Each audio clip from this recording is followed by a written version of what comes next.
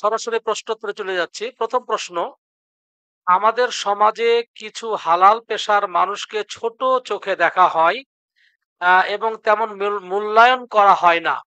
যে কারণে প্রায় অধিকাংশ বাবা-মা আমাদের সমাজ স্বীকৃত উচ্চ পেশাগুলোতে যাতে যুক্ত হয় তার জন্য চেষ্টা করে। এখন এ চেষ্টার কারণে কি কুফরি বা রিয়া হবে? জি না, কুফরি বা রিয়া নয়। হ্যাঁ, কুফরি বা রিয়া নয়। কিন্তু অনেক সময় সাধ্যের অতিরিক্ত কোনো কিছু করতে গেলে নিজের উপর চাপ সৃষ্টি হয়। যেমন আপনার ৳১,০০,০০০ পুঁজি, আপনি দেখতেছেন ৳১,০০,০০,০০০ পুঁজির কাজ করতে, তখন আপনাকে হয়তো সুদের উপর নিতে হবে, ক্ষতিগ্রস্ত হবেন। এজন্য আপনি আপনার সাধ্য অনুযায়ী চেষ্টা করবেন। হ্যাঁ? এজন্য সাধ্যের অতিরিক্ত কোনো কিছু চেষ্টা করতে যাবেন না। একটা মানুষের উচ্চ আকাঙ্ক্ষা থাকতেই পারে, স্বাভাবিক এটা, স্বাভাবিক। কিন্তু অতিরিক্ত বাড়াবাড়ি যেন না হয়। ওটা কাজ করতে গিয়ে যেন হারামে লিপ্ত না হন। হ্যাঁ? শরীরের উপর অতিরিক্ত চিন্তা বিষণ্ণতা চলে না আসে, ঋণ অধিক করতে না হয়, এই বিষয়গুলো খেয়াল করতে হবে। আর আপনি যেই মানের মানুষ, যেমন আপনার শক্তি সামর্থ্য, তেমন পেশাটাই আপনাকে বেছে নিতে হবে। তাহলে আপনার কি অতিরিক্ত বাড়তি চাপ থাকবে না। আপনাকে অযথা সুদের উপর ঋণ নিতে হবে না।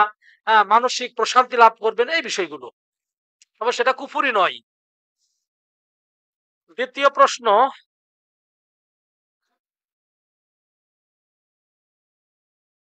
আমি কোরআন তেলাওয়াত করি। তখন যদি কোরআন তখন যদি অনুবাদের কোরআন পড়ি তাহলে তা তেলাওয়াত হিসেবে গণ্য হবে, নাকি শুধু আরবিটাই পড়তে হবে তেলাওয়াতের জন্য? জি না, যদি কোরআন তেলাওয়াত সেটা মুখস্থ করলেও যে সোয়াব, আমি দেখে দেখে পড়লেও সে সোয়াব। দেখে কিভাবে পড়বেন? এটা হচ্ছে শুধু মুসহাফ থেকে, শুধু আরবি মুসহাফ, এটা থেকেও পড়তে পারেন। যেটার সাথে অনুবাদ অথবা তাফসির আছে এটাও পড়তে পারেন। আপনি মোবাইল থেকেও, ডিভাইস থেকে মোবাইল থেকেও পড়তে পারেন, ল্যাপটপ থেকেও পড়তে পারেন। এতে কোনো সমস্যা নাই, এতে সমস্যা নাই। আপনি যে কোনো জায়গা থেকে পড়তে পারবেন ইনশাআল্লাহ। তবে মনে রাখতে হবে, যখন শুধুমাত্র মুসহাফ অর্থাৎ শুধুমাত্র কোরআনুল কারীম যখন পড়বেন, তখন আপনার অজু শর্ত। কেন? কোরআনুল কারীম স্পর্শ করার জন্য অজু শর্ত। আর আপনি যখন মুখস্থ পড়বেন অথবা তাফসীর পড়বেন, অনুবাদ পড়বেন, তখন আপনার অজু না থাকলেও কোনো সমস্যা নাই। তখন অজু না থাকলেও সমস্যা নাই। কিন্তু অজুর সাথে শুধু মুসহাফটা স্পর্শ করতে হবে। এরপর ৩ নম্বর প্রশ্ন, আমি বিতর সালাতে প্রতিদিন কুনুত পড়ি না, মাঝে মধ্যে পড়ি। এখন এটা কি কোনো অনুত্তম কাজ হচ্ছে? জি না, কুনুত পড়াটা ওয়াজিব নয়। বেতের সালাতে কুনুত পড়াটা ওয়াজিব নয়। সুতরাং আপনি যদি ছেড়ে দেন তাও কোনো অসুবিধা নাই। আমরা মাঝে মাঝেই ছেড়ে দিই। মাঝে মাঝেই ছেড়ে দিই। ইচ্ছাকৃতই ছেড়ে দিই। তাতে কোনো সমস্যা নাই ইনশাআল্লাহ। পড়বেন, ছাড়বেন। আবার কয়েক ভাবে আ দোয়া কুনুত পড়া যায়। রুকুর আগেও পড়া যায়, রুকুর পরেও পড়া যায়। শেষ বৈঠকে, হ্যাঁ, দোয়া মাসুরার পরে আত্তাহিয়াত দুরুদ, এরপরে দোয়া মাসুরা পরের, এর পরে যদি আপনি মনে করেন যে বসে বসে দোয়া কুনুত পড়বেন, তাও আপনি পড়তে পারবেন, সমস্যা নাই ইনশাআল্লাহ। এরপরে প্রশ্ন, ভিতরে কুনুত পড়ার পরে কি নবী সাল্লাল্লাহু আলাইহি ওয়াসাল্লামের উপর দুরুদ পড়া লাগবে? জি না, ওয়াজিব নয়। আপনি পড়তে পারেন সংক্ষিপ্তভাবে। সংক্ষিপ্তভাবে সাল্লাল্লাহু আলা নবিয়িনা মুহাম্মদ ওয়া আলা আলিহি ওয়া সাহবিহি আজমাইন এবার শেষ করতে পারেন। যদি সেবার শেষও না করেন কোনো সমস্যা নাই ইনশাআল্লাহ। এরপরে প্রশ্ন, এই আগত রমজানকে সঠিকভাবে কাজে লাগানোর জন্য আমরা কি কি করতে পারি, অনুগ্রহ করে কিছু উপদেশ দিন। সঠিকভাবে এই সিয়াম পালন, রমজান পালন করার জন্য আপনি অতিরিক্ত কাজগুলো এখন কমিয়ে নিবেন, যাতে করে সিয়াম থেকে আপনাকে অতিরিক্ত কাজগুলো না করতে হয়। এটাকে খুব গুরুত্ব দিবেন। হ্যাঁ, বিশেষ করে কঠিন কাজগুলো যেগুলো, এগুলো করবেন। তারপরে চেষ্টা করবেন এই সিয়াম পালনের আগেই হালাল ভক্ষণ। সিয়াম পালন করলেন কিন্তু আপনার হারাম কামাই অর্জন। আর হারাম কামাই অর্জন দ্বারা আপনি সাহারি খেলেন এবং ইফতারি করলেন, তাহলে কি আপনার সিয়াম হবে? হবে না। তাহলে হালাল ভক্ষণ করার প্রতি চেষ্টা করতে হবে। হারাম কাজ, সিয়াম পালন করে হারাম দেখা, হারাম সে টিভি চ্যানেলই হোক অথবা বিভিন্ন খারাপ উপন্যাস, বইপত্র পড়া, এগুলো কমিয়ে দিবেন। কোরআন তেলাওয়াত করবেন। রাত্রিবেলায় তাহাজ্জুদ পড়ার চেষ্টা করবেন। আর তারাবির সালাত জামাতের সাথে পড়ার চেষ্টা করবেন। অন্যকে ইফতারি করানোর প্রতি গুরুত্ব দিবেন। অন্যকে যেন ইফতারি করানো যায়। আর শেষ দশকে জোর আর বেজোড় নাই। আমরা আরবে দেখেছি, সৌদি আরবের শেষ দশকের প্রত্যেকটি রাত্রি জেগে ইবাদত করা হয়। সুতরাং ২১ আর ২৭ নয়, জোড় আর বেজোড় নয়, শেষ রাতের রমজানের শেষ দশকের প্রত্যেকটি রাত জেগে ইবাদত করার চেষ্টা করবেন ইনশাআল্লাহ। এরপরে প্রশ্ন, দাওয়াতি কাজ করার বেসিক স্টেপ গুলো কি কি নারী ও পুরুষ উভয়ের ক্ষেত্রে, এবং আমায় অনুগ্রহ করে দাওয়াতি কাজ রিলেটেড কিছু বইয়ের নাম সাজেস্ট করুন। জি, সংক্ষিপ্ত পরিসরে এখন এই মুহূর্তে কি কি বই বলা মুশকিল, তবে উসুলুদ দাওয়া, উসুলুদ দাওয়া বিষয়ে যদি আপনার বাংলা যদি বই পাওয়া যায়, উসুলুদ দাওয়া না পড়ে দাওয়াতের উসুল না বুঝে কে দাওয়াত দিতে যাবেন না, কারণ তাদের দাওয়াতটা ভুল পদ্ধতিতে হয়। অনেক সময় অনেক হেকমত অবলম্বন করতে হয়। সরাসরি এক ভাইকে আমি খুতবাতে একদিন বলেছি এই কথাটা, যে মনে করেন যে আপনার ফ্রেন্ডের বাবা মারা গেছে, আপনার ফ্রেন্ড বাড়ি নাই, টাকনার নিজে কাপড়, এখন আপনি দাওয়াতি কাজ করেন, তার বাবার বাড়িতে গেছেন, আপনার স্টেপটা কি হবে? এই তুমি দাড়ি রাখো নাই, এই তুমি প্যান্ট পরো নাই, এটা কি দাওয়াত উসলুব হলো না? আপনার ফ্রেন্ডের বাবা মারা গেছে, সে এখন বিমর্ষ, সে এখন শোকাহত, তাকে সান্ত্বনা দিতে হবে। ভাই কান্নাকাটি করো না, কান্নাকাটি করা বৈধ নয়, জায়েজ নয়, দোয়া করো, ধৈর্য ধারণ করো, এগুলো বলতে হবে। তাই জন্য উসুল দাওয়া পড়তে হবে। তো এর আগে আবার এলেম ছাড়া দাওয়াতি কাজে কখনোই অগ্রসর হওয়া যাবে না। একজন দায়ীর প্রধান অস্ত্রই হচ্ছে এলেম। এলেম আমাদের ভাইরা সহি আকীদা একদিন গ্রহণ করে, পরের দিনই ক্যামেরা বগলে নিয়ে শাইখ মাশাইখের ভিডিও করে ভিডিও ছাড়া শুরু করে দেয়। কি করে? দাওয়াতি কাজ করে। ভাই আপনি তো সহি আকীদা আজকে আসলেন, ইলম অর্জন করেন 10 বছর।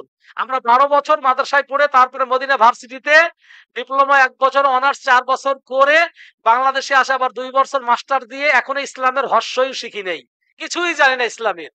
ইসলামের কিচ্ছু শিখি নাই, কিছুই না। যেগুলা বললাম এগুলো কি সব ওলামাদের কথা। ওলামাদের কথা আমরা বিভিন্ন জায়গা থেকে দেখে এসে বলেছি, কিন্তু এটা প্রকৃত ইলম নয়। আমরা তালিবুল ইলম, আমরাই তালিবুল ইলম। তো সুতরাং ইলম, পর্যাপ্ত পরিমাণ আপনাকে ইলম অর্জন করতে হবে। এবং বিশেষ করে আমাদের সহি আকীদার ভাইয়েরা সহি আকীদার দাওয়াত দেয়, কিন্তু সহি আখলাক এবং চরিত্র নাই এদের মাঝে। অনেক ক্ষেত্রে আমার সহি আকীদার ভাইয়েরা আখলাক এবং চরিত্র দিক দিয়ে, মানুষের সাথে ব্যবহারের দিক দিয়ে অনেক নিচু মানের, অনেক মিথ্যা কথা তারা বলেন। ব্যবসার কথা বলে, সহি আকীদার কথা বলে, মধু বিক্রি করতে আর কালো জিরা বিক্রি করা শুরু করে দিয়ে তারা হালাল এবং হারাম করেন না, সহি আকীদার কালো জিরার মধু বিক্রি করা শুরু করে দেয়। এবং এর আড়ালে 10 জন ভাই, তিনি ভাই বলে, হ্যাঁ, 10 জনের টাকা নিয়ে মেরে খেয়ে ফেলে দেয়। এটা অনেক আমাদের ইতিহাস আছে। এই জন্য দাওয়াতি কাজ করতে গিয়ে এই ব্যবসাকে টেনে নিয়ে আসবেন না, এবং এর আগে ইলম অর্জন করবেন। এবং শেখ মাশায়েখদের কাছে শুধু এলেম বই পড়ে হবে না, ইউটিউব দেখে হবে না, ফেসবুক দেখে হবে না। শেখ মাশায়েখদের কাছে অনেক হাদিসের ব্যাখ্যা আপনাকে জানতে হবে, বুঝতে হবে। হাদিসের মধ্যে আছে একটা হাদিস, কিন্তু সেই হাদিসের ব্যাখ্যা ইবনে হাজার আসকালানী কিভাবে করেছে, ইমাম নববী কিভাবে করেছে, সেই আঙ্গিকে করতে হবে। আপনি আপনার মতো বুঝলে হবে না। সুতরাং যেটা বলবো, ইলম অর্জন করেন। কুল হাল ইস্তাবিল্লাযীনা ইয়ালামুনা ওয়াল্লাযীনা লা ইয়ালামুন, যারা জানে এবং যারা জানে না তারা কি সমান হতে পারে? সুতরাং এলেমের বিকল্প নাই। এলেম অর্জন করে তারপরে দাওয়াতি কাজ করবেন। এবার যেগুলো জানি সবাই, যেমন নামাজ 5 ওয়াক্ত ফরজ, এগুলো তো বলবেন, এগুলা দাওয়াতি, এগুলা তো সহজ, এগুলা ছোট বাচ্চাও বলতে পারে। যেগুলো বেসিক সাধারণ বিষয়গুলো, নামাজ পড়েন, রোজা করেন, সত্য কথা বলেন, এগুলা যেকোনো কেউ করতে পারে। কিন্তু আপনি উসুল দাওয়া, দাওয়ার মূলনীতি, হ্যাঁ, কখন দাওয়াত দিবেন, কাকে দাওয়াত দিবেন, কিভাবে দাওয়াত দিবেন, এর বিস্তারিত আছে। কারণ বাংলা এই মুহূর্তে আমি বলতে যাই না। জি, আরবি বই এই মুহূর্তে আমার বলতে পারছি না। এই মুহূর্তে বলতে পারছি না। তবে পরবর্তীতে আমি আমার প্রশ্নোত্তর পর্ব শেষে আমি দেখবো আপনি কয়েকটা বই হয়তো সাজেস্ট করতে পারি ইনশাআল্লাহ। দিবস পালন করলে কি শিরক হয়? দিবস পালন করা শিরক নয়। শিরক হতে হলে 2টি শর্ত থাকতে হবে। 2টি শর্ত না থাকলে শিরক হবে না। যেই বিষয়টা আল্লাহর জন্য খাস, ওই বিষয়টা অন্যকে দিয়ে দেওয়া। যেই বিষয়টা আল্লাহর জন্য খাস নয়, ওই বিষয়টা শিরক হয় না কখনো। অন্য গুনাহ হতে পারে, হারাম। দিবস পালন করা বৈধ নয়, জায়েজ নয়। এটা আবার বললেন যে শাইখ বৈধ করে দিয়েছে। হারাম, বৈধ নয়, জায়েজ নয়, অপসংস্কৃতি, কুসংস্কৃতি, ইহুদি এবং খ্রিস্টানদের অপসংস্কৃতি, ও বিধর্মীদের অনুসরণ। কিন্তু সে শিরক নয়, শিরক নয়। শর্ত হলে যে হচ্ছে 2টা সিফাত থাকতে হবে, গুণ থাকতে হবে। একটা হচ্ছে আল্লাহর সমান বানিয়ে দেওয়া। তো দিবস পালনের মধ্যে কি এমন আছে যে আল্লাহর সমান বানিয়ে দেওয়া হয়? এবং দিবসটা আল্লাহর জন্য খাস কোনো গুণও নয়। আল্লাহর খাস গুণ থাকতে হবে, অথবা আল্লাহর সমান বানিয়ে দিতে হবে। এই 2টা না থাকলে সেটা শিরক নয়, অন্য গুনাহ হতে পারে। কিন্তু সেটা বৈধ নয়, জায়েজ নয়। আচ্ছা, এর পরের প্রশ্ন, শহীদ মিনারে ফুল দেওয়া ও দাঁড়িয়ে নীরবতা পালন করা কি শিরক? জি না, এটা শিরক নয়। তবে শিরকের মাধ্যম। এটা কি? শিরকের মাধ্যমে, এর মাধ্যমে শিরক হয়। হ্যাঁ, এর মাধ্যমে শিরক জড়িত আছে। শিরক সরাসরি এটা শিরক নয়।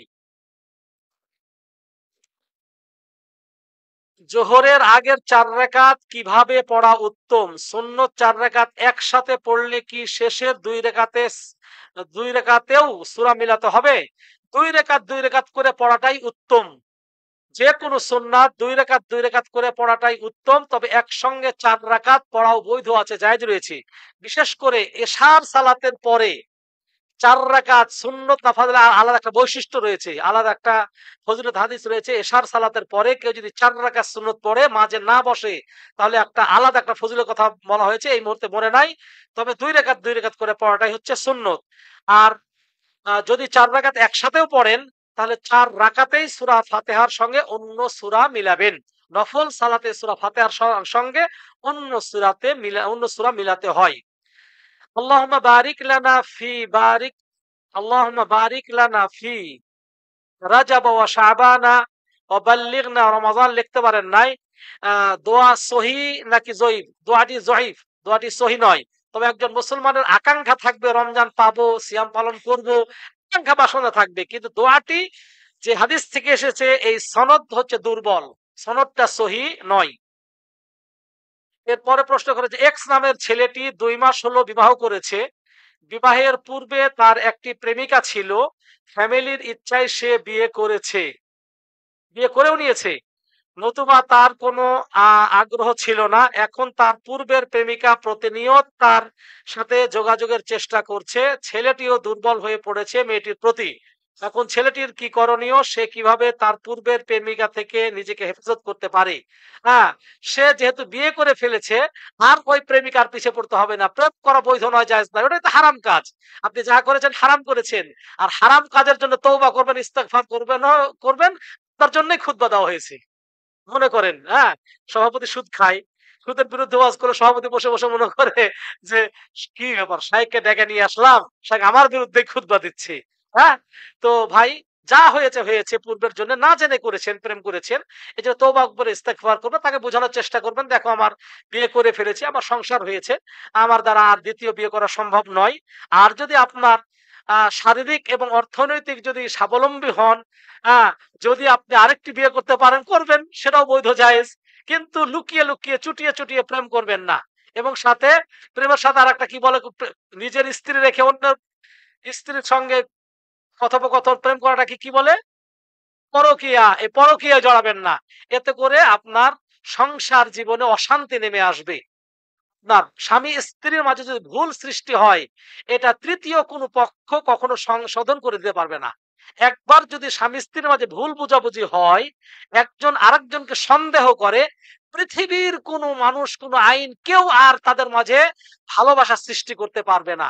এই জন্য আপনার স্ত্রী হয়েছে, বিয়ে করেছেন, পারিবারিকভাবে হয়েছে, আপনার স্ত্রীকে যথাযথ মর্যাদা দেন, আপনার লজ্জাস্থানের হেফাজত করেন।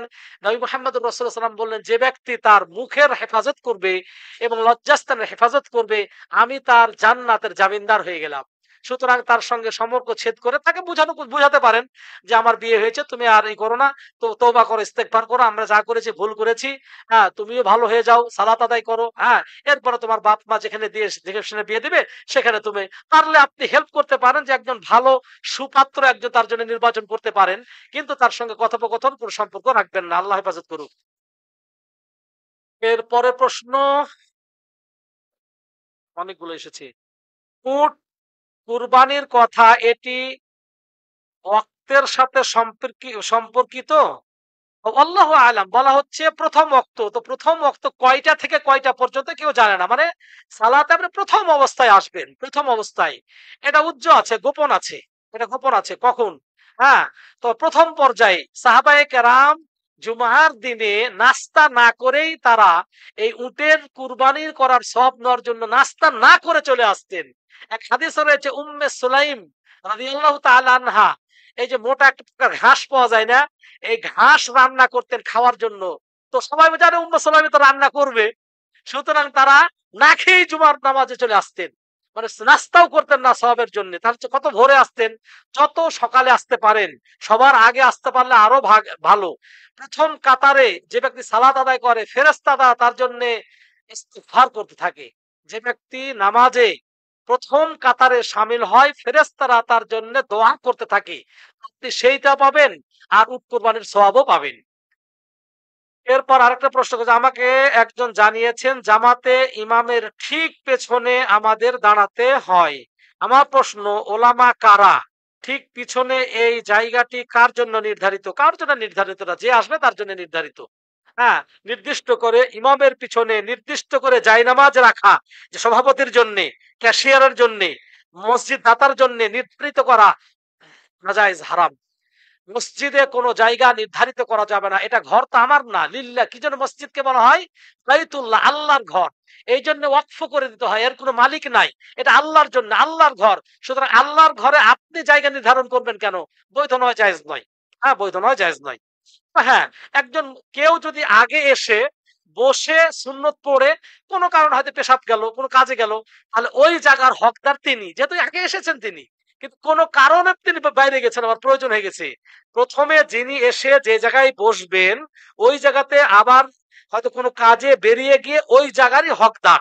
আপনি যেই ফাঁকা পেলেন আপনি দখল করবেন, এটাও আবার ঠিক নয়। যেহেতু একজন এসেছে, সে তার প্রয়োজনে বাইরে হয়ে গেছে, হয়তো পেশাবের জন্য, পায়খানার জন্য, মোবাইল ফোন এসেছে, অথবা কেউ ডেকেছে, কোনো কাজ থাকতে পারে।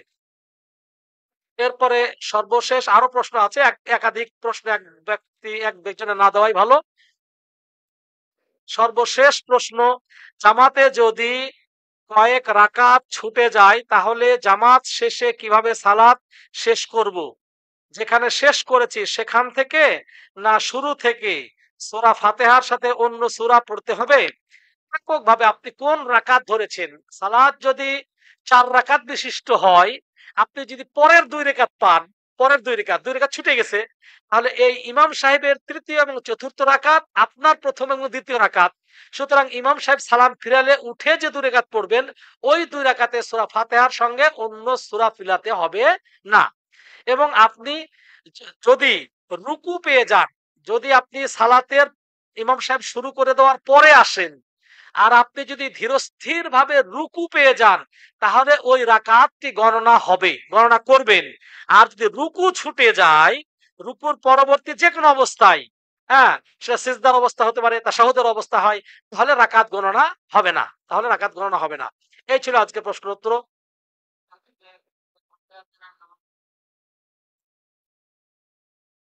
হ্যাঁ, এটা যারা ১ম থেকে আসবে এটা, কিন্তু যদি আপনার